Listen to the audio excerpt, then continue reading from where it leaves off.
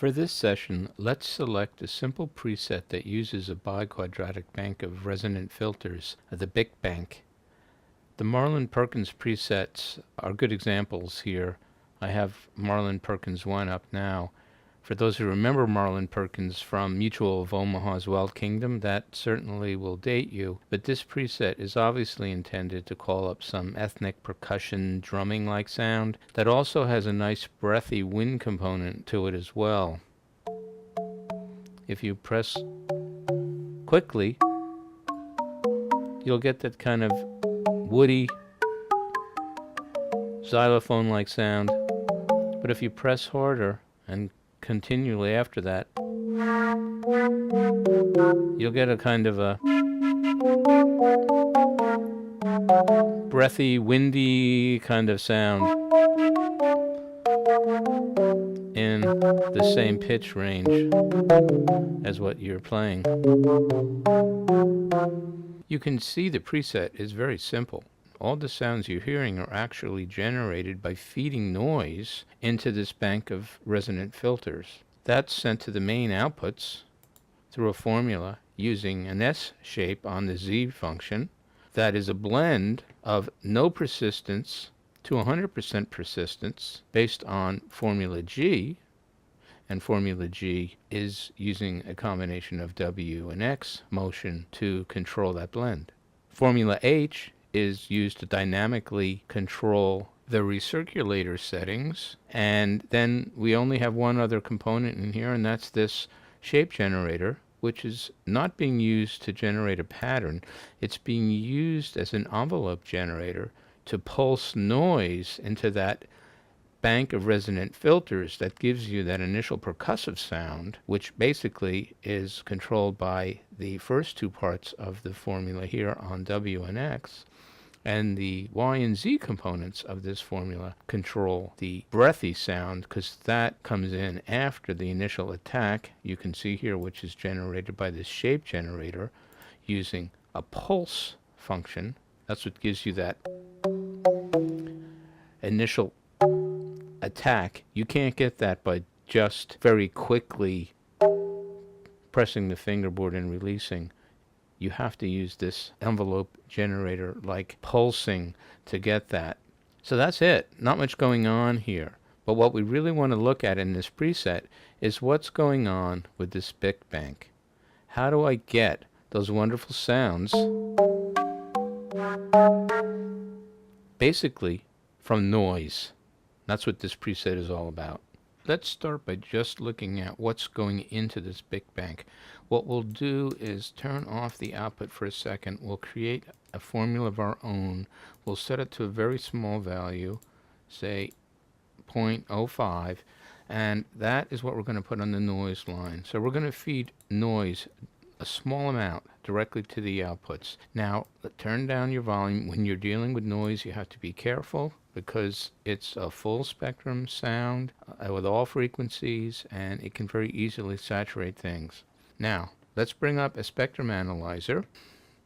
What you see there is obviously my talking that we want to get rid of. So I'm going to turn off the microphone, and that will just show you the background noise, and then I'll press the fingerboard and you'll see the white noise come in.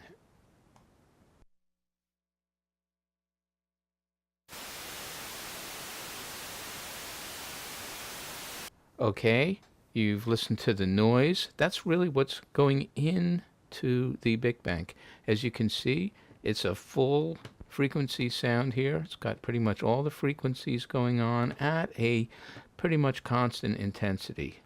That's a white noise going into this filter. Not at all what we're hearing coming out of it. So we'll go back in now. We'll turn that off, turn our formula back on, and now we'll play something. Remember, this is a bank of filters, and we have two options, either bank size 8 filters or bank size 48 filters. We're using the 8 filter bank for the Marlin-Perkins preset. Let me bring up the spectrum analyzer again and see what happens when I press the fingerboard.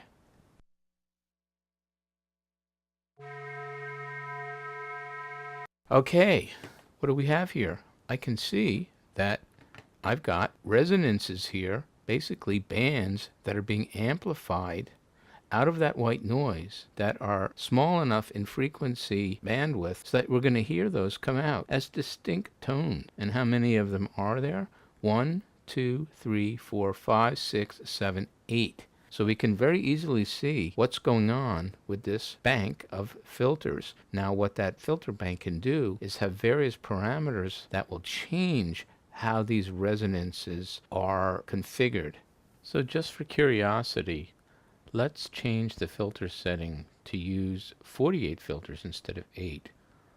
Bring up our spectral analyzer again, and let's see what happens. I'll go from 8 to 48, and you'll see how it changes.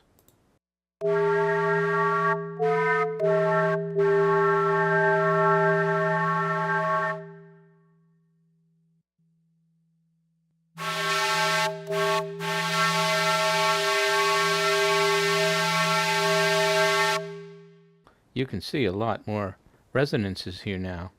1, 2, 3, 4, 5, 6, 7, 8, 9, 10, 11, 12, 13 or so. You won't see 48. These will get so close to each other and so high that you really can't see them on the spectral analyzer. But what you can hear, pretty obvious, that you hear a higher frequency component coming out as we increase to 48 filters because there's a lot more resonances going on here. Now what I've done is I've created barrels and a generator, because I didn't have enough barrels, to control each of the parameters of the BiqBank. I don't need to control X because that's going to be controlled by the fingerboard. So let's go through these and see what each one of them does. Obviously the frequency controls the base frequency of the filter, the frequency for the first bandpass filter in the BiqBank, which would be the first harmonic, the way that these scaled resonances are developing. The second parameter is the frequency spread.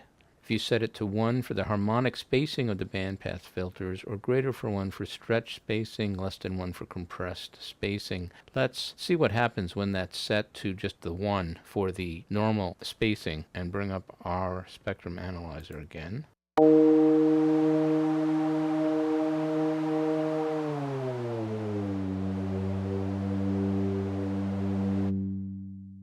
So you can see at this default setting that the base frequency of the filters at 100 Hertz, the way I set it.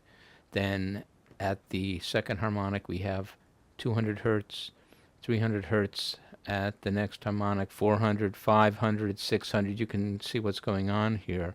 At that default setting of 1, Ed is simply using the harmonic series to generate the spacing of these resonances.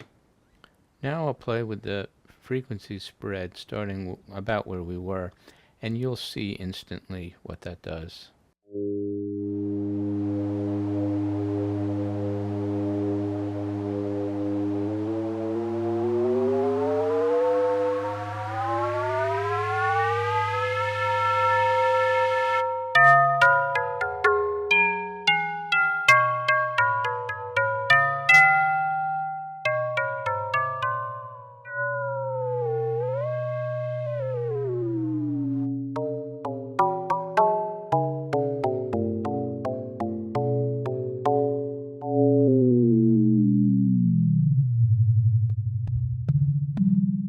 So I set the barrel's max value to 4, and you can see at that setting the spacing is quite increased. Let's see here, the second harmonic is at 500 Hertz, whereas before at the base value of 1, it was just double the frequency in the normal harmonic relationship. Now when you set these things to any value in between here, you can get all different kinds of wood to metal to fiber sounds, and in this case, the setting that I have is much more metallic than the original setting. You just have to kind of experiment around, because I found this is a little bit of a black box. You'd really just need to work different settings to try and get different sounds, and when you get the one you like, then you'll know what you can set your ranges to. Now the bandwidth setting is extremely important because that's what's going to set your resonant values, and the smaller you set that, the more you're going to see these frequencies pop out and become noticeable. At a very low setting that we have here at 0.13 1.3 or 1.4, you can see these resonances pop out. Let's increase that resonance, however, and you'll see what happens.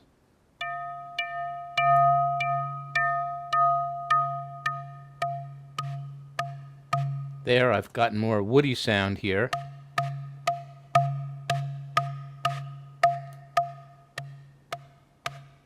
And you can see the resonance peaks are much less now. And I can start hearing that noise coming in even on the initial attack. And if I set that too high, the resonances go away. And you're really just mildly filtering now. You can still hear the sounds. If I take it way high, the resonances go away, and you don't have much sound coming out either. But as I bring the resonance back, you can start hearing the tones coming out, the peaks coming out. You can start seeing them, and then at a certain point they just pop out.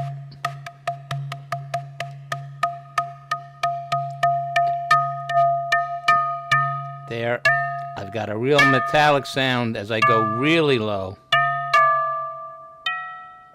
Bell-like almost. And at this high resonance setting, if I go into the formula that's driving this, and let me zero out the components that are contributing to the attack,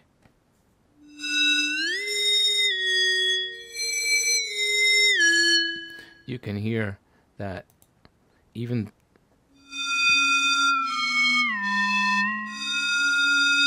you can hear I still have that belly-like sound on the noise in the background. It has a kind of almost a repeating sound. That's just the noise being fed into this thing. But the noise now is so filtered on these resonances that it doesn't sound like noise at all.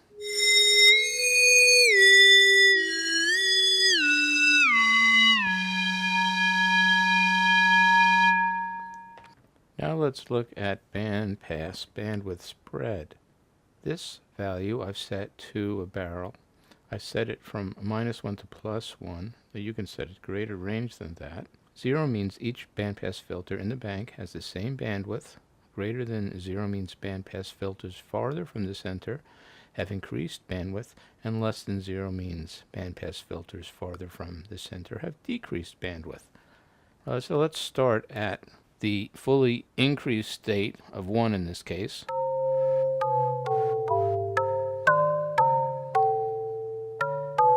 We have, again, a kind of woody sound.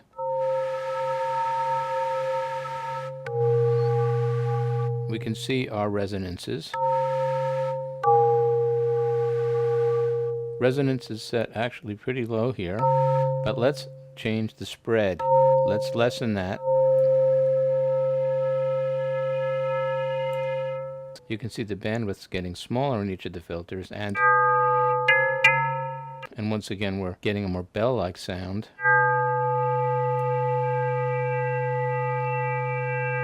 Here's at 0. You can see we're getting a lot of harmonics coming in here on the attacks. And when I hold the steady state note, the bandwidth of those filters is quite small.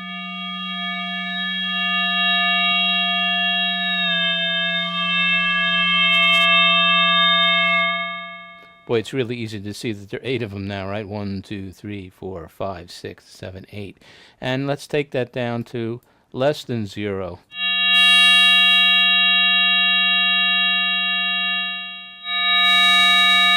Boy, you can see a lot of harmonics coming in there.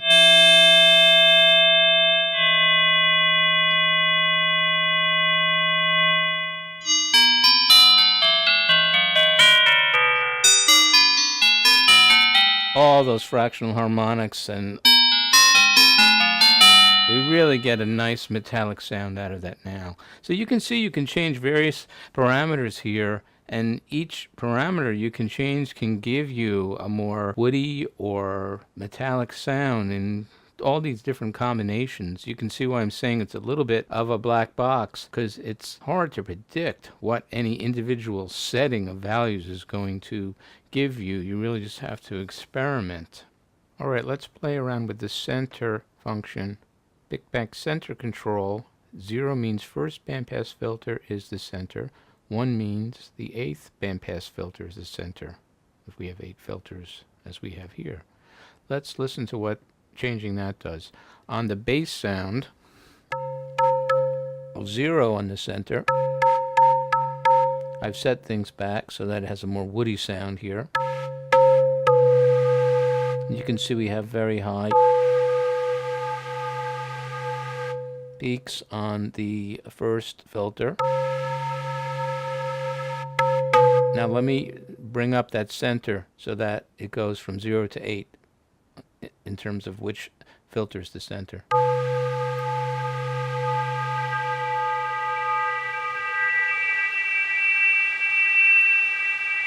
There you can really see that the 8th filter now is the high one, and the beginning filters almost disappear. Again, we can get a more metallic sound there. Really high harmonics. Let's bring that down a bit. And go back to 0. There. Back to our original sound. So just playing around with the center can make you go from woody to metallic. Finally, let's look at the last parameter, the BiqBank Amplitude Spread. 0 means no amplitude scaling of bandpass filters, and greater than 0 means reduced amplitude of bandpass filters farther from the center. I've set a barrel up on this to go from 0 to 5, so let's listen to it at the 0 setting.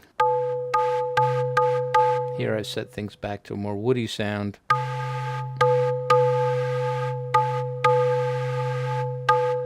And you'll see as I increase this amplitude spread, things will get more muted and the amplitude of those bands are going to decrease.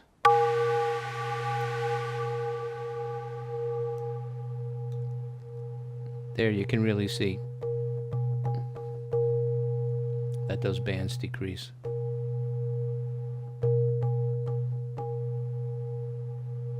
And now bring it back. You can really hear the noise coming out more there as we bring up the amplitude of those filters. So this isn't going to change the timbre of the sound so much. So let's say a few more things about the Marlin Perkins 1 preset now that we know what's going on with the BiqBank, which Ed says in the documentation is modeling a tongue drum.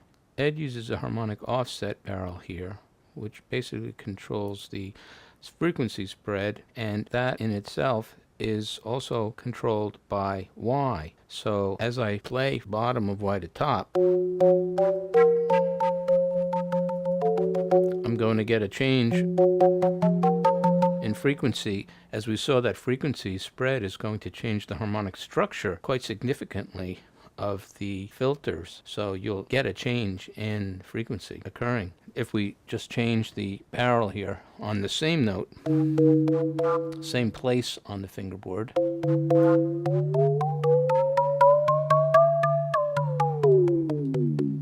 you can hear similar kind of thing going on there. As we decrease that filter spread, our frequency structure is going to be more compressed. All right, a few more things going on here. Let's take a look at this S-curve on the output. Why an S-curve?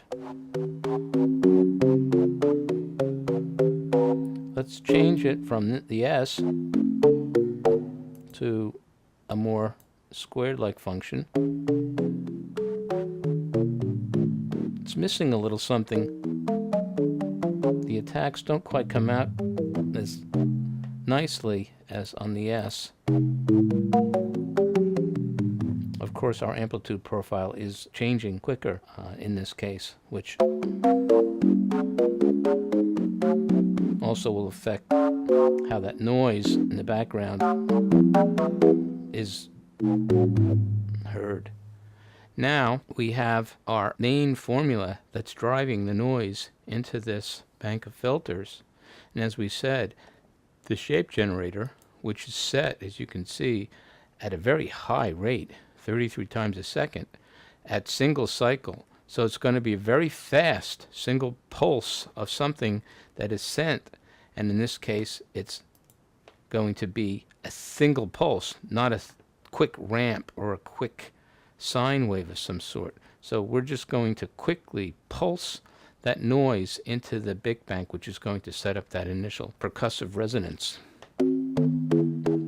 What if I set it to pulse at end, which is still a pulse?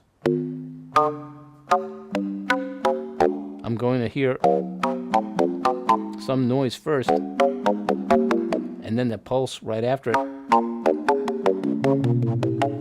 It's not quite the same sound. I kind of like it. Not quite as...